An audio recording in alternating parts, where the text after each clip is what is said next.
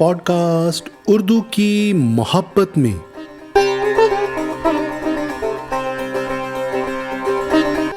Episode 38 38वीं किस्त।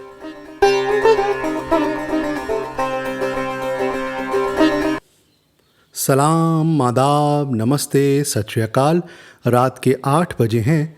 मैं देव हिंदवी आप सबका अदब और सुखन की इस महफ़िल में इस्तकबाल करता हूँ और खुशामदीद कहता हूँ। उर्दू की इस महफ़िल में आपसे मुलाकात होगी, बात होगी हर शुक्रवार और शनिवार यानी हर जुमे और हफ्ता रात 8 बजे। हम बात करेंगे हर उस बात पर जो बात उर्दू से जुड़ी हो, चाहे वो शायरी हो या लिटरेचर, तारीख़ हो या लतीफ़े या कुछ और। ये तय है कि बात मज़ेदार होगी, ऐसी बातें जो दिल को छू जाएं और लंबे अरसे तक याद आती रहें और दिल को गुदगुदाती रहें।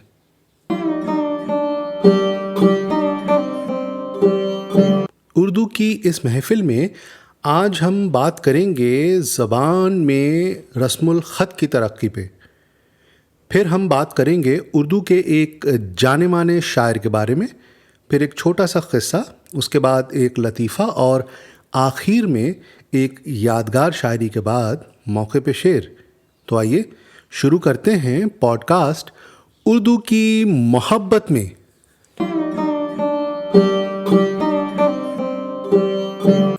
आज हम बात जारी रखेंगे उर्दू ज़बान की तरक्की पे और आज हम ख़ास तौर पर बात करेंगे खुशनवीसी और खुशख़ती पे। सिन्फ़ में ही खुशनवीसी और खुशख़ती का फ़न है। मुसलमान पुरानी अरबी रस्मुल ख़त का इस्तेमाल करते थे जिसे नस्ख़ कहते हैं। बगदाद की खिलाफत से लेकर दरमियाने ज़माने की सारी इस्लामी दुनिया में, मगरिब से लेकर मशरिक़ तक यही रस्मुल ख़त काम में लाई जाती थी। हीरा की पुरानी स्क्रिप्ट से कूफ़ी स्क्रिप्ट से नस्ख़ रस्मुल ख़त बन गई थी। ताहिरिया ख़ानदान के ज़माने से ये सभी पुरानी सिन्फ़ों और फ़नों को जो बगदाद में तरक्की पा रहे थे, ईरान और खुरासान की तरफ आने लगे और वेलमियों और सल्जूकियों के ज़माने में बगदाद के ज़्यादातर फ़न ईरान में इकट्ठा हो गए। ख़ास तौर पे वेलमियों के सीखने की तलब और मज़ाह से ईरान का मगरबी सूबा अज़रबैजान, जो कुदरती तौर से ईरानी इराक़ और अरब इराक़ के बीच बसा था, हर तरह की अच्छाइयों और तरक्कियों का मरकज़ बन गया। इसी इलाके में पहल स्क्रिप्ट ने भी नया जामा अख्तियार करना शुरू कर दिया। खुशनवीसी खुशख़ती के दायरे से निकलकर नक्काशी के दायरे में आ गई और उसमें तस्वीर बनाने के जैसी बारीकियां पैदा की जाने लगीं। ईरानी नज़ाकत पसंदों को अरबी लिपि की पुरानी सादगी में भद्दापन नज़र आया और पुरानी लीक खुद ब खुद छूटने लगी। नस्ख में कलम हर हर्फ और लफ्ज़ की बनावट शुरू से आखिर तक एक जैसी रहती है। हरफों में गैर बराबर घुमाव और नामुनासिब गैर बराबरी होती थी। दायरे गोल न थे बल्कि नीचे और चपटे होते थे और इधर उधर उनमें कोने पैदा हो जाते। अब नक्काशी और खुशनवीसी में मिलाकर लिखावट में नोक पलक पैदा की जाने लगी। दायरे खूबसूरत और गोल लिखे जाने लगे। उसी नई सतह को सामने रखकर सबसे पहले मीर अली तबरेज़ी ने, जो ख़ास वेलम का रहने वाला था, इस नई लिखावट को आम शक्ल देकर मशरिक़ के शहरों में मशहूर किया और उसका नाम नस्तालिक करार दिया, जो असल में नस्ख तालीक यानी नस्ख का ही एक रूप था। बात अभी और भी है मगर बात जारी रहेगी अगले एपिसोड में। तो उर्दू के बारे में आज इतना ही। आगे मगर बातें होती रहेंगी, ज़िक्र होता रहेगा।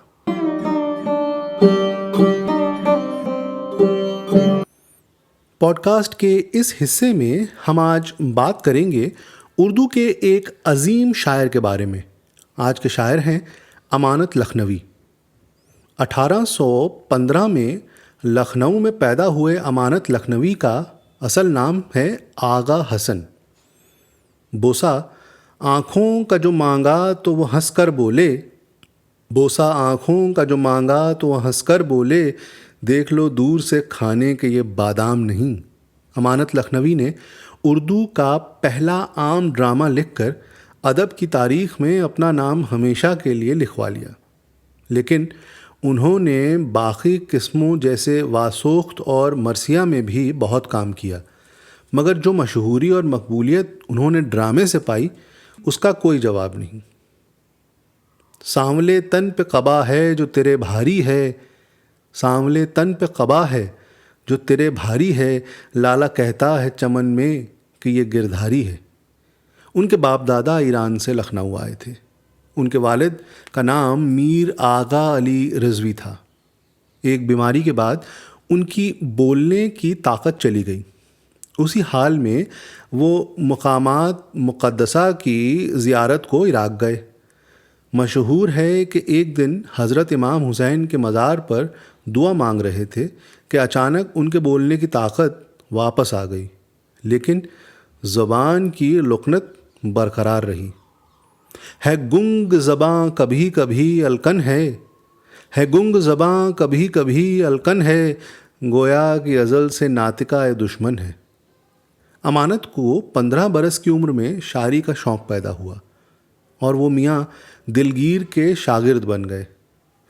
استاد نے امانت تخلص رکھا۔ شروع میں صرف نوحے اور سلام کہتے تھے، بعد میں غزلیں کہنا بھی شروع کر دیا۔ کبھی ایک لفظ کے 2 معنی ہوتے ہیں، جن میں کبھی ایک مطلب ہوتا ہے کبھی دونوں۔ اس کی مثال امانت کے کلام میں یوں ملتی ہے: پنکھا غیر اس کو ہلائیں گے اڑی ہے یہ خبر، پنکھا غیر اس کو ہلائیں گے اڑی ہے یہ خبر، محنتیں آج ہوا خواہوں کی برباد ہیں سب۔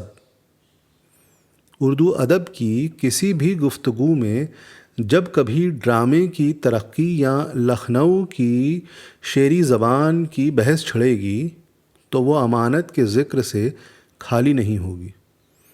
1858 میں انہوں نے لکھنؤ میں ہی وفات پائی۔ جی چاہتا ہے سان قدرت پہ ہوں نثار، جی چاہتا ہے سان قدرت پہ ہوں نثار، بت کو بٹھا کے سامنے یاد خدا کروں۔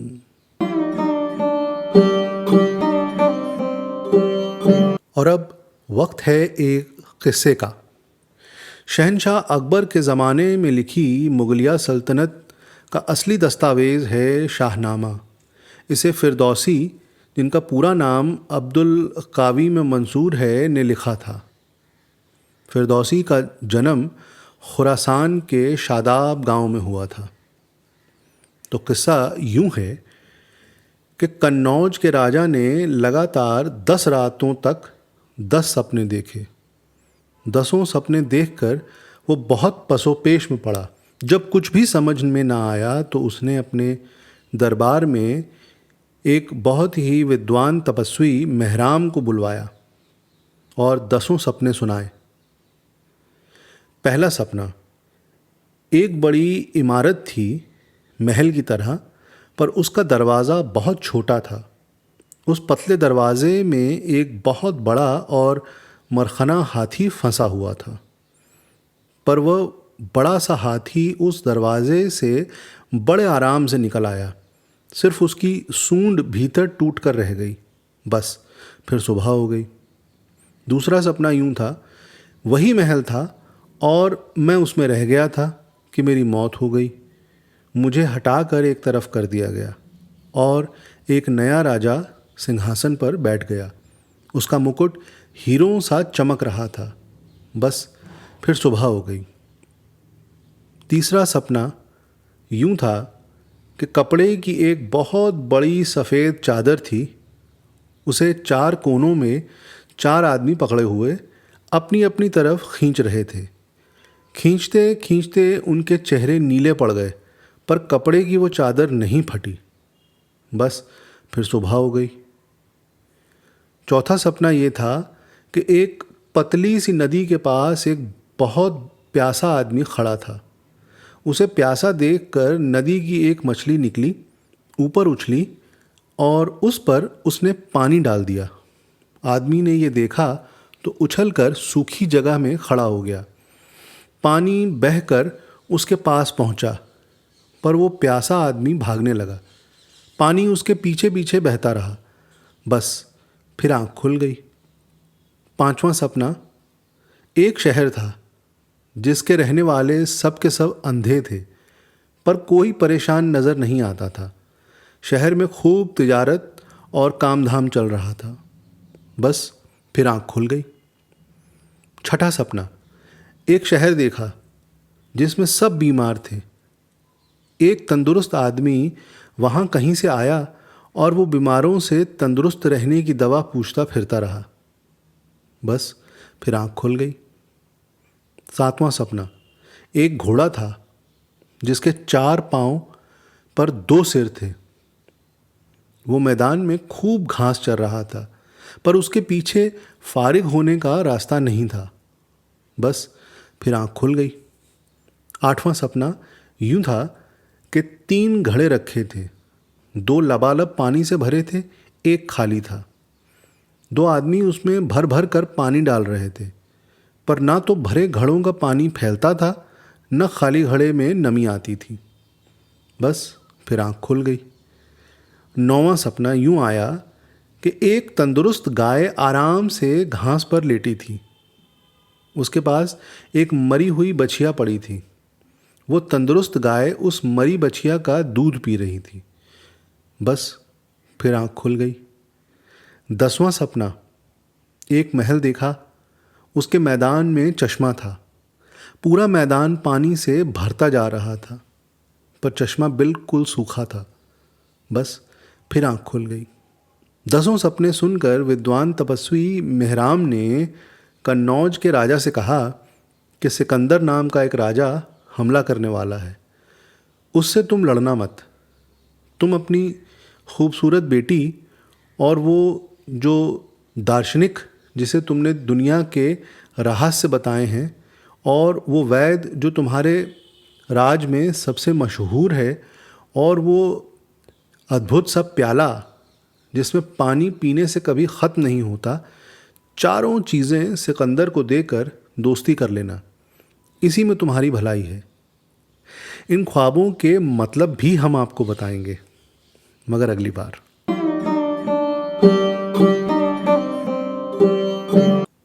اب ایک لطیفہ سنیے۔ عبدالحمید عدم کو کسی صاحب نے ایک بار جوش سے ملوایا۔ آپ عدم ہیں۔ عدم کافی تن و توش کے آدمی تھے۔ جوش نے ان کے ڈیل ڈول کو بغور دیکھا اور کہنے لگے، عدم یہ ہے تو وجود کیا ہوگا؟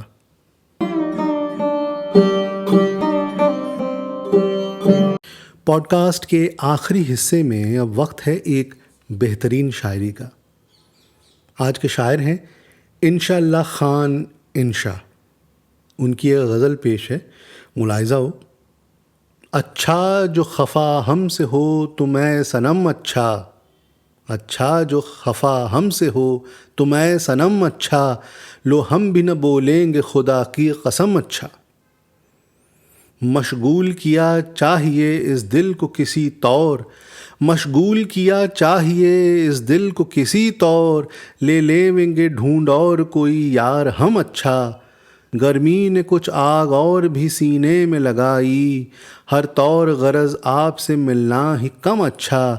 اغیار سے کرتے ہو میرے سامنے باتیں، اغیار سے کرتے ہو میرے سامنے باتیں، مجھ پر یہ لگے کرنے نیا تم ستم اچھا۔ ہم موتقف خلوت بت خانہ ہیں اے شیخ، ہم موتقف خلوت بت خانہ ہیں اے شیخ، جاتا ہے تو جا تو پے طوف حرم اچھا۔ جو شخص مقیم رہ دلدار ہے زاہد، جو شخص مقیم رہ دلدار ہے زاہد، فردوس لگے ان کو نہ باغ ارم اچھا، کہہ کر گئے آتا ہوں کوئی دم کو ابھی میں، کہہ کر گئے آتا ہوں کوئی دم کو ابھی میں، پھر دے کے چلے کل کی طرح مجھ کو دم اچھا، اس ہستی موہوم سے میں تنگ ہوں انشا، اس ہستی موہوم سے میں تنگ ہوں انشا، واللہ کہ اس سے با مراتب عدم اچھا، واللہ کہ اس سے با مراتب عدم اچھا۔ پڑھنے میں اتنا مزہ آ گیا، کیا کہنے صاحب، واہ۔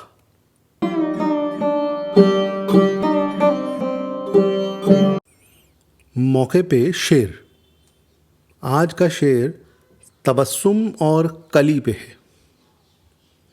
ایک ہی تبسم ہے ہر کلی کے حصے میں، ایک ہی تبسم ہے ہر کلی کے حصے میں، ایک ہی تبسم کو ہر کلی ترستی ہے۔